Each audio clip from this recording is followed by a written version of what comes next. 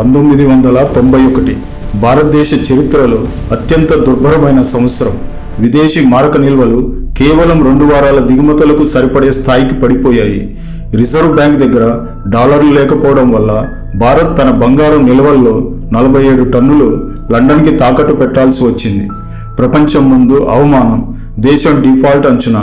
అదే సమయంలో ఒక మనిషి అధికారంలోకి వచ్చాడు. ఎక్కువ మాట్లాడని, మీడియా లైమ్లైట్లో కనిపించని, కానీ అత్యంత తెలివైన వ్యూహకర్త. అతనే పాములపర్తి వెంకట నరసింహారావు. రాజీవ్ గాంధీ హత్య తర్వాత కాంగ్రెస్ పార్టీకి నాయకత్వం ఖాళీగా ఉన్నప్పుడు పార్టీ లోపలే చాలామంది పెద్దలు ఆయనను కాంప్రమైజ్ క్యాండిడేట్గా భావించారు. ఎవరికీ పెద్దగా అంచనాలు లేవు. కానీ ఆ నిర్ణయం భారతదేశ ఆర్థిక భవిష్యత్తును పూర్తిగా మార్చింది. 1991 జూన్ 21న ఆయన ప్రధానమంత్రిగా ప్రమాణ స్వీకారం చేసినప్పుడు దేశ జీడిపి గ్రోత్ 1% కంటే తక్కువగా ఉంది. ఫిస్కల్ డెఫిసిట్ 8% పైగా ఉంది. ఇన్ఫ్లేషన్ 13% దాటింది. దేశం IMF వద్ద $2.2 బిలియన్ సహాయం కోరాల్సి వచ్చింది. ఇక్కడే ఆయన అసలు వ్యూహం ప్రారంభమైంది. ఆయన తీసుకున్న మొదటి పెద్ద నిర్ణయం డాక్టర్ మన్మోహన్ సింగ్ను ఆర్థిక మంత్రిగా నియమించడం. ఇది కేవలం ఒక అపాయింట్మెంట్ కాదు, ఒక గేమ్ చేంజింగ్ స్ట్రాటజీ. 1991 జూలై 24న ప్రవేశపెట్టిన న్యూ ఎకనామిక్ పాలసీతో 40 ఏళ్లుగా కొనసాగుతున్న లైసెన్స్ రాజ్ వ్యవస్థ పోయింది. 80% పరిశ్రమలకు లైసెన్స్ అవసరం లేకుండా చేశారు. విదేశీ పెట్టుబడులను 51%కు అనుమతించారు. 1991లో భారత్కు వచ్చిన FDI కేవలం $129 మిలియన్.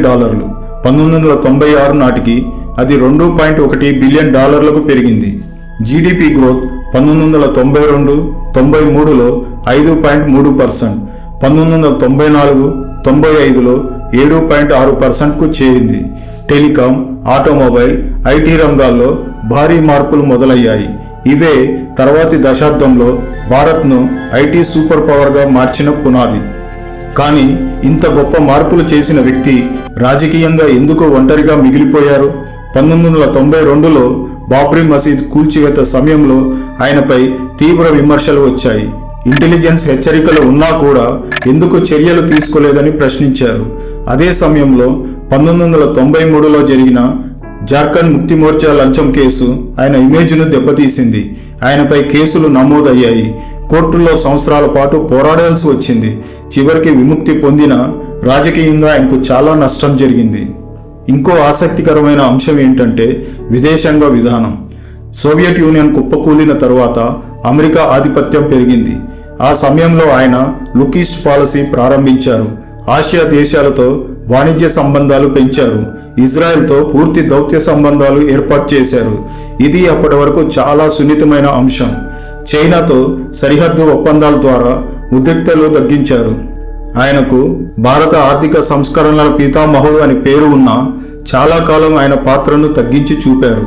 2004లో ఆయన మరణించినప్పుడు ఢిల్లీలో సరైన గౌరవం ఇవ్వకపోవడం, ఆయన శరీరాన్ని పార్టీ కార్యాలయానికి అనుమతించకపోవడం వంటి సంఘటనలు పెద్ద చర్చకు దారితీశాయి. ప్రధానమంత్రి అయినా కూడా జాతీయ స్థాయిలో ఆయనకు తగిన గుర్తింపు ఆలస్యంగా వచ్చింది. ఈరోజు భారతదేశం $3.7 ట్రిలియన్ ఎకానమీగా నిలబడగలిగితే 1991లో తీసుకున్న కఠిన నిర్ణయాలే పునాది. IMF వద్ద బంగారం తాకట్టు పెట్టిన దేశం ఇప్పుడు ప్రపంచంలోని అతిపెద్ద స్టార్టప్ ఎకోసిస్టంలో ఒకటిగా మారింది. ఈ మార్పు ఒక్కసారిగా జరగలేదు. అది ఒక సైలెంట్ స్ట్రాటజిస్ట్ వేసిన బీజం. మనం నాయకులను వారి ప్రసంగాల ఆధారంగా గుర్తుంచుకుంటామా, లేక వారి ఫలితాల ఆధారంగానా?